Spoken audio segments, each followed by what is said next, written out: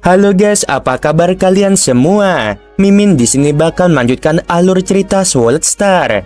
Disclaimer dulu bahwa kemungkinan besar ada perbedaan antara novel dan versi Donghua-nya, tapi alur cerita utamanya tetap sama. Jadi tanpa ragu, Mimin akan membawakan alur ceritanya. Ada Saweria dari APK Lovers buat beli permen om. Waduh, Mimin belum om ya guys.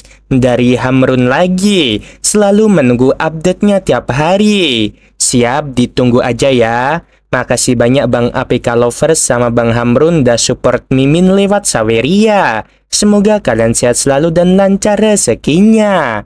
Amin. Yuk kita langsung ke videonya. Tubuh dewa manusiaku akan langsung musnah jika aku tersentuh oleh dua pusaran angin hitam ini, pikir Loveng. Meskipun dia jauh lebih rendah dalam hal teknik bertarung, dia masih bisa merasakan bahwa dua pusaran angin hitam itu adalah serangan paling mengerikan yang pernah dia hadapi.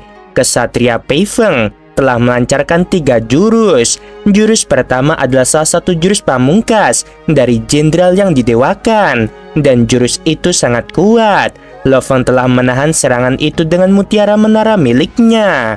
Jurus kedua adalah serangan material yang digunakan saat terpojok oleh seorang kesatria yang lebih lemah. Namun jurus itu masih dapat menghancurkan setengah dari tubuh Dewa Loveng. Sedangkan untuk jurus ketiga, itu adalah serangan material yang digunakan saat melawan Universe Master. Loveng terbang cepat dengan sayap sawu miliknya, sementara kesatria Pei Feng mengejar Loveng dengan matanya berbinar rakus. Kesatria Pei Feng menyaksikan pusaran angin hitam itu mendekat dan berteriak dengan penuh semangat. Aku akan mengambil harta karunmu setelah kamu mati. Dua pusaran angin hitam saling terkait saat mereka semakin dekat dengan Loveng. Kesatria Pei Feng, kamu tidak memberiku pilihan lain. Loveng memancarkan suaranya yang meraung.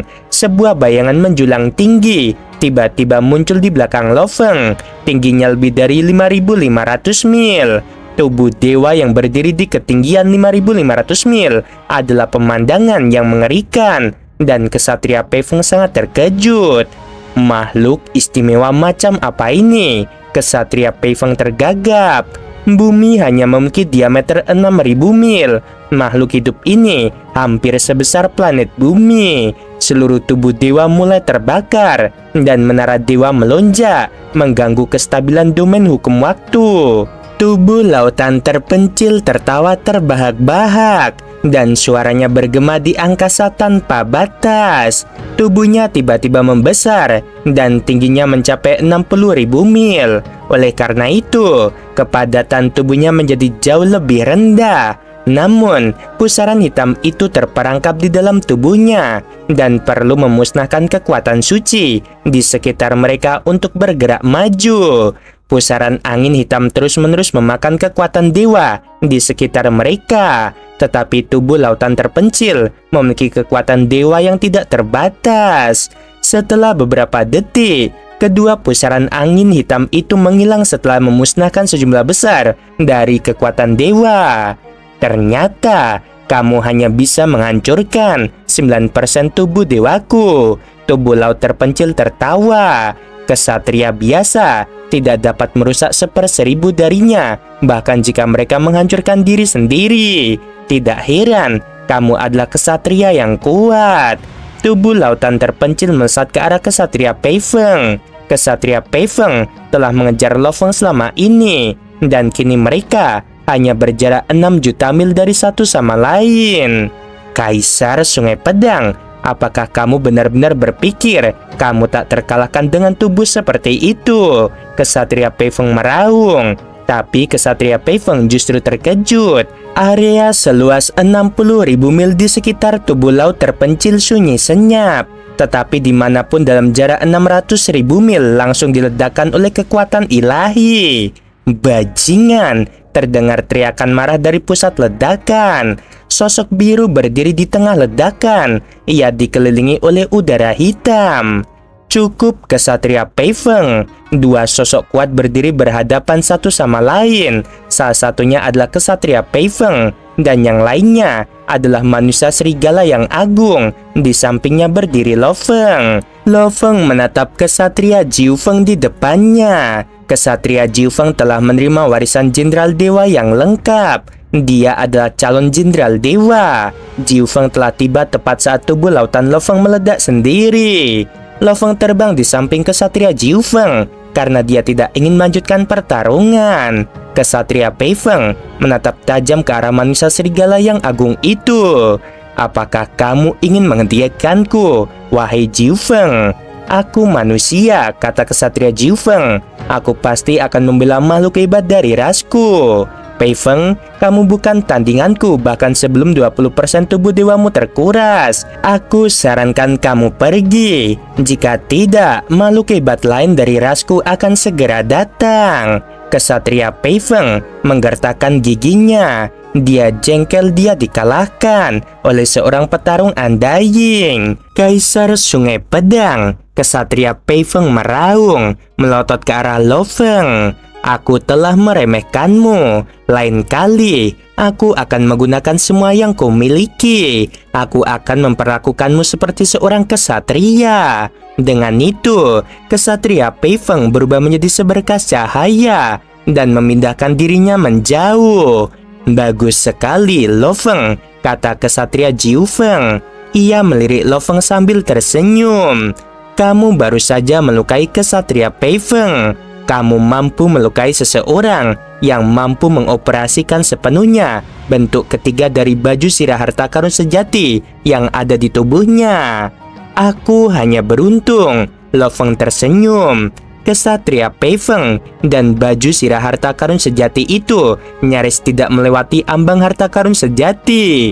Ia memang mampu mengoperasikan harta karun sejati dalam bentuk ketiganya. Itulah sebabnya ia hanya kehilangan 20% tubuh dewanya setelah tubuh dewa setinggi 5.500 mil meledak di depannya. Kesatria Jiu Feng menggelengkan kepalanya dan menatap Lo Feng.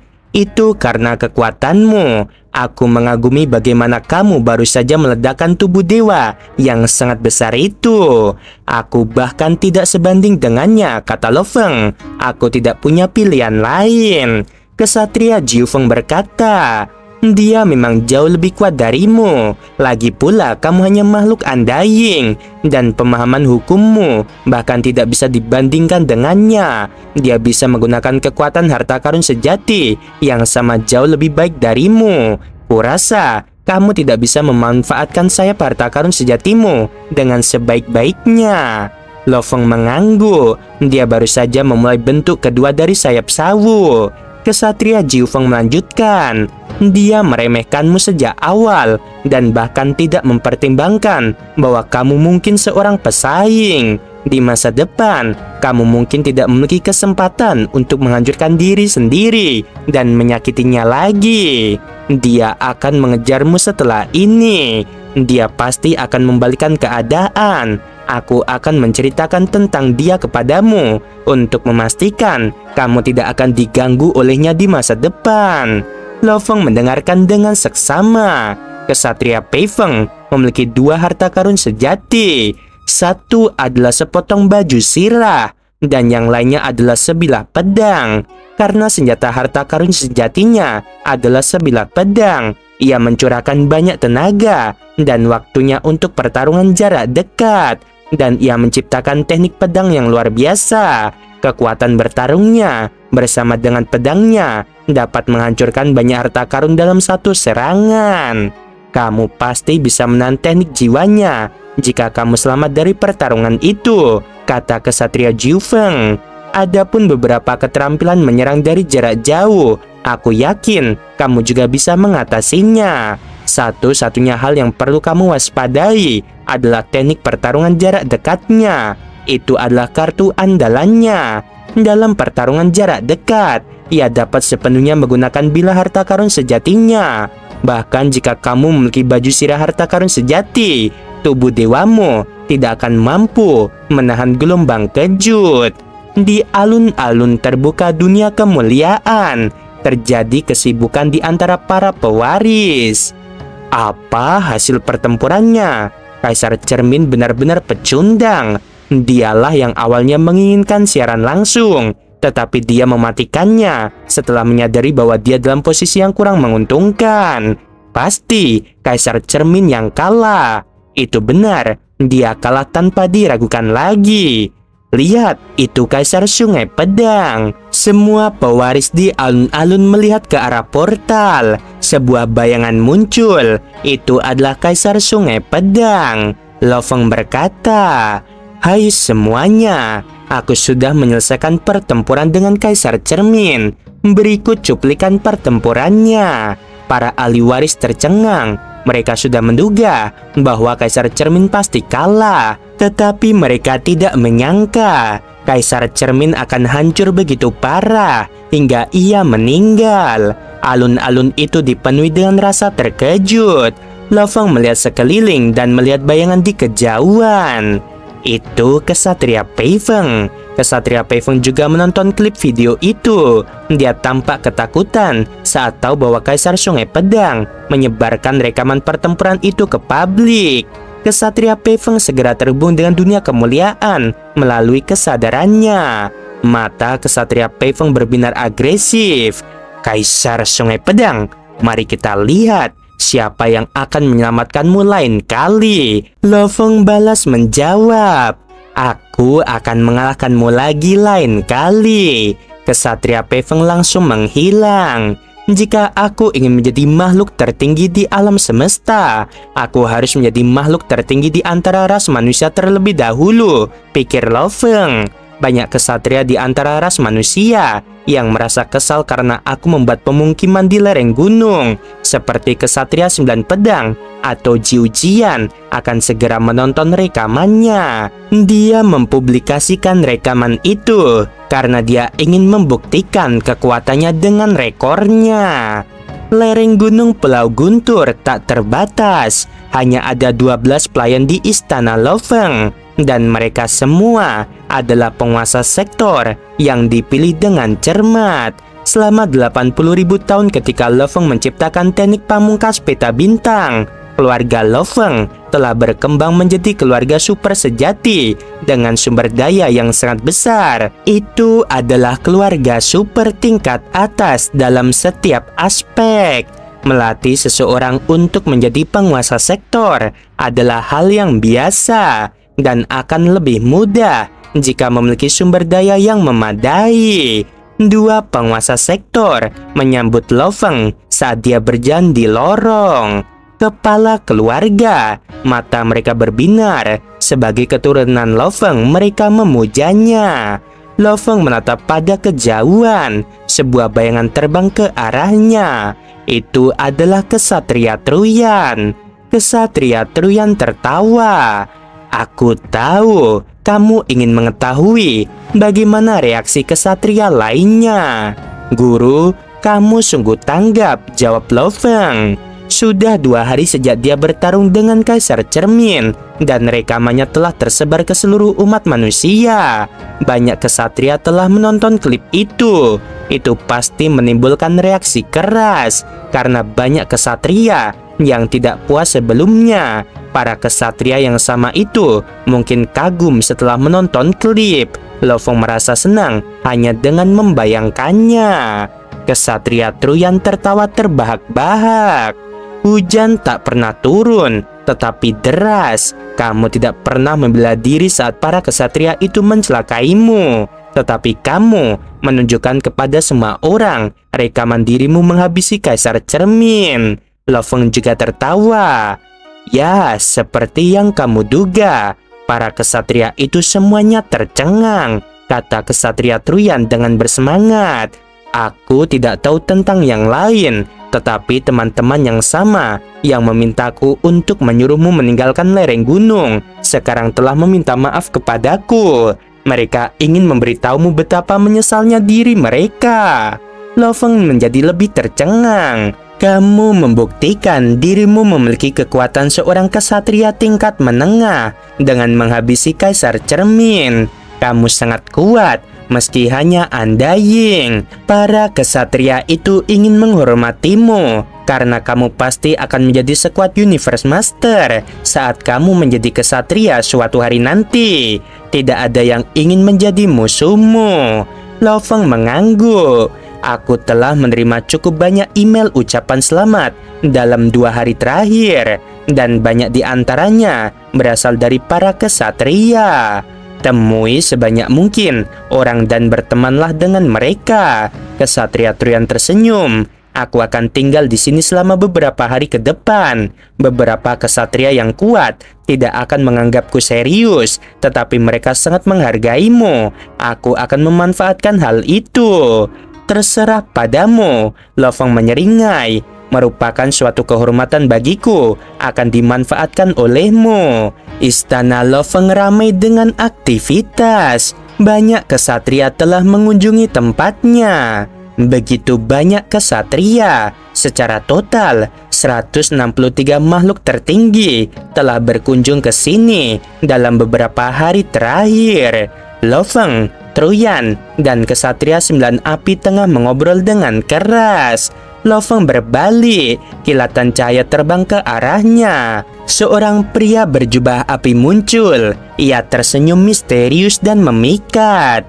Kesatria Guiyi, kata kesatria 9 api sambil berdiri dan memberi salam. Kakak, Lo Feng melangkah keluar. Kesatria Guiyi adalah murid kedua dari pemimpin kota primal, dan dia selalu melayani pemimpin kota primal. Kekuatannya melegenda, bahkan sebagian kecil saja dapat membuat banyak orang takjub. Kesatria Guiyi mengangguk dan tersenyum.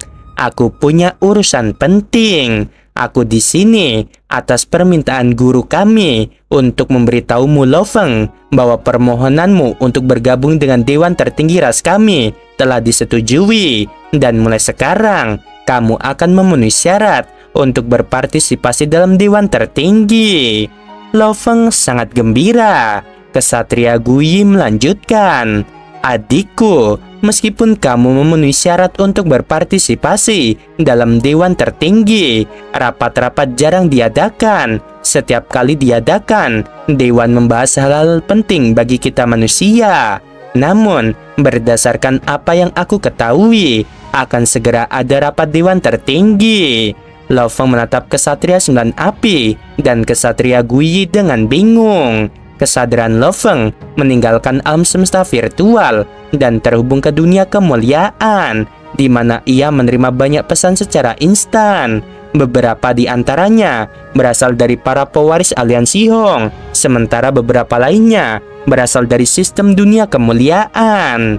Kaisar Sungai Pedang, kamu adalah pewaris luar biasa dari sekolah dewa leluhur, kata salah satu pesan. Kamu telah membuktikan kekuatanmu dengan catatan-catatanmu. Kamu telah menarik perhatian dewa binatang dari sekolah dewa leluhur. Dalam waktu dekat, dewa binatang petir dari sekolah dewa leluhur akan tiba di Pulau Baunia secara langsung dan menganugerahkanmu sesuatu yang berharga di depan umum. Lo Feng tertegun sekaligus gembira mendengar berita itu. Di dalam istana Lo Feng di Pulau Baunia, kesatria Truyan membelai rambutnya dan berjalan di sekitar aula. Dia mengurutkan kening dan bergumam, jika salah satu dari 8 dewa binatang benar-benar datang ke sini sendiri dan melakukan kemegahan seperti itu, setidaknya dia akan memberimu harta karun sejati. Tapi itu tidak terasa benar. Meskipun sekolah dewa leluhur adalah negara adikuasa terbesar di alam semesta, mereka tidak akan membuang harta karun sejati secara acak seperti itu. Apa maksudmu dengan membuang, guru? Tanya Lo Feng sambil tersenyum. Kaisar Suchong dianugerahi 2 harta karun sejati, sedangkan aku tidak apa-apa jika aku mendapatkan setidaknya 1 saja.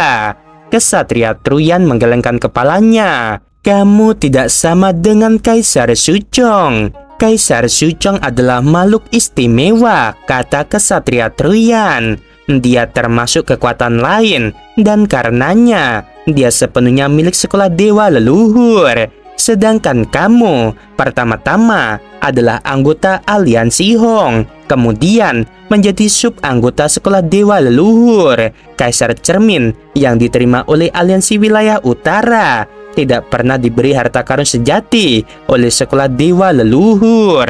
Lo Feng tiba-tiba mengerti. Jika didesak untuk memilih antara sekolah dewa leluhur dan ras manusia, tidak diragukan lagi bahwa kamu akan berdiri di pihak manusia, kata kesatria Truyan.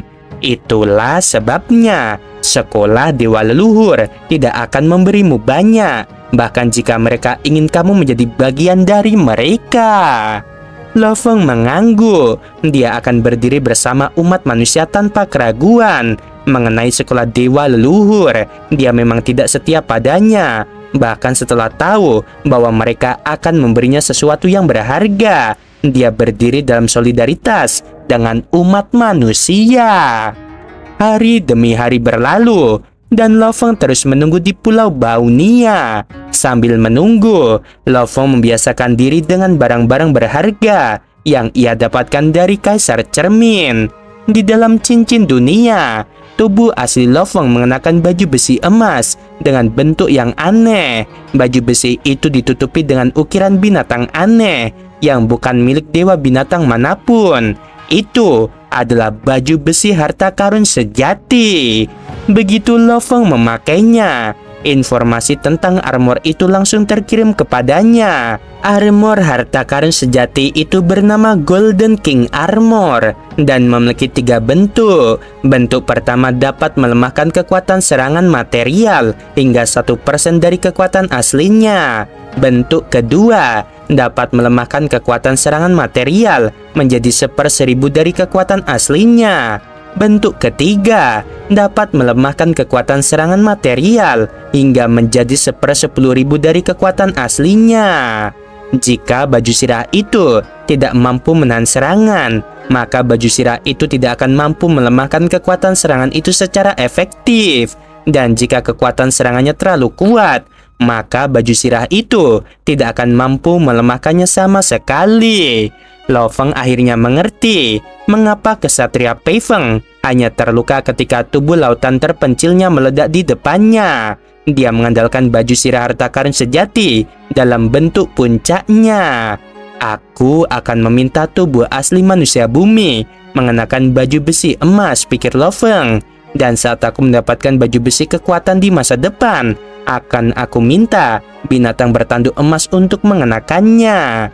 Baju sirah emas berbeda dengan baju sirah kekuatan. Baju sirah emas hanya memiliki kekuatan bertahan, sedangkan baju sirah kekuatan dapat membuat baju sirah prajurit, baju sirah jenderal, dan baju sirah raja. Yang berarti baju sirah kekuatan memiliki kekuatan ilahi yang dahsyat. Lo Feng menunggu kedatangan dewa binatang petir sambil membiasakan diri dengan baju sirah emas dan cakar penelan. 11 hari setelah ia menerima email dari sekolah dewa leluhur, sebuah kekuatan dahsyat tiba di langit Pulau Baunia.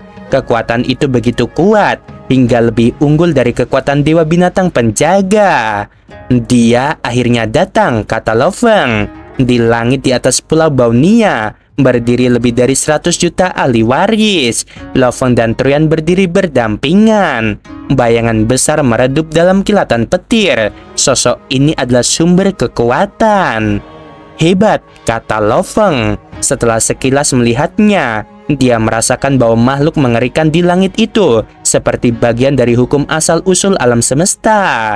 Konon katanya, menjadi dewa binatang berarti menyatu dengan hukum, tetapi dewa binatang penjaga tidak sekuat ini. Apakah menjadi dewa binatang yang sebenarnya akan mengubah fondasi seseorang?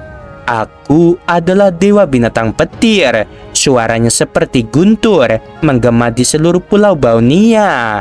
Para pewaris di tanah menatap Kaisar Sungai Pedang dengan kaget. Sekarang mereka semua mengerti bahwa kedatangan dewa binatang petir adalah untuk Kaisar Sungai Pedang. Oke guys, sampai di sini dulu. Mohon maaf malam karena di rumah ada acara teman-teman. Sebelum video berakhir, Mimin mau bilang sungguh membagongkan. Terima kasih.